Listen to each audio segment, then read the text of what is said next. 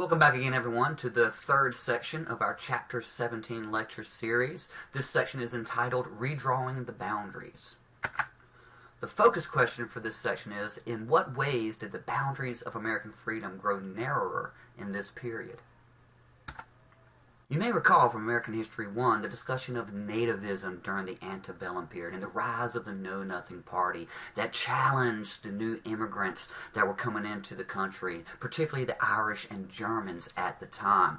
The rise in sectional tensions that led to the Civil War did quell this idea of nativism for a period, but the 1890s saw this idea re-emerge as this period saw a shift in the sources of immigration into the United States.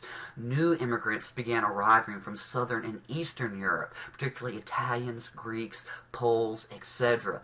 They were widely described as members of inferior races by native-born Americans, as opposed to the more pure races of Western Europe, British, French, Scandinavians, things of that nature. And this also calls into question the very idea of whiteness itself, which was still being molded at this time. And the questions were, what exactly did it mean to be white, and who counted as a part of the white race? Did Southern and Eastern Europeans count, or was it just Western Europeans? These were ideas that were still in flux at this time. These new immigrants coming into the country in this period triggered a new racial nationalism, and as I mentioned in the previous slide, new debates and contradictions surrounded exactly what it meant to be white. And restricting immigration was widely seen as a way to determine who was fit to be an American. A new organization, the Immigration Restriction League, spread rapidly across the country, and the League blamed immigrants for a plethora of things, especially for crime and poverty, and pushed for restriction legislation on immigration. There began to be new disenfranchisement measures in northern and western states targeted towards some of these new immigrant groups, and these efforts were similar to measures employed in the South against African Americans. One group that was particularly targeted in western states, such as California, were the Chinese.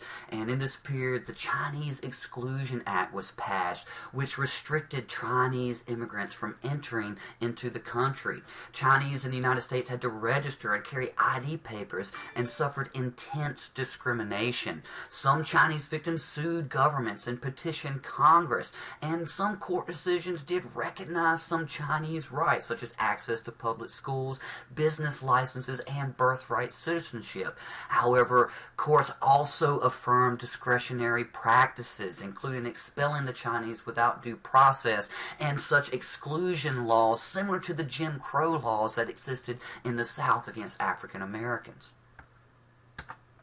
Labor movement also saw a significant shift in this period, and the late 1890s saw the rise of the American Federation of Labor, the AFL, which signaled a move toward more limited aims for labor unions. And this was a reaction to attempts to criminalize union activity, which in itself was a reaction by the government against the civil unrest caused by labor disputes in the second half of the 19th century.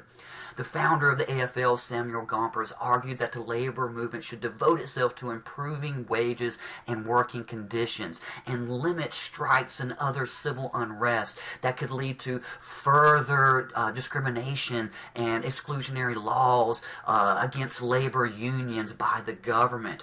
The movement became increasingly less inclusive at this time. The AFL only unionized skilled workers, thereby excluding virtually all women, African Americans, and new immigrants who are generally unskilled laborers.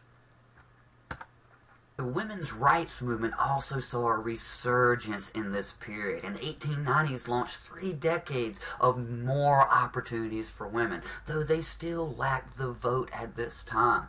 Women formed powerful new organizations such as the Women's Christian Temperance Union, the WCTU, and began to exert an even greater and growing influence on public affairs. However, feminism did shift in this period and began to conform with new racial and ethnic boundaries. The organized movement for women's suffrage generally made peace with both nativism and racism, which really was a 180-degree shift from the antebellum women's movement, which was so intimately tied with abolition and abolitionist efforts. That concludes part 3 of our Chapter 17 lecture series. As always, study hard, and I'll see you soon.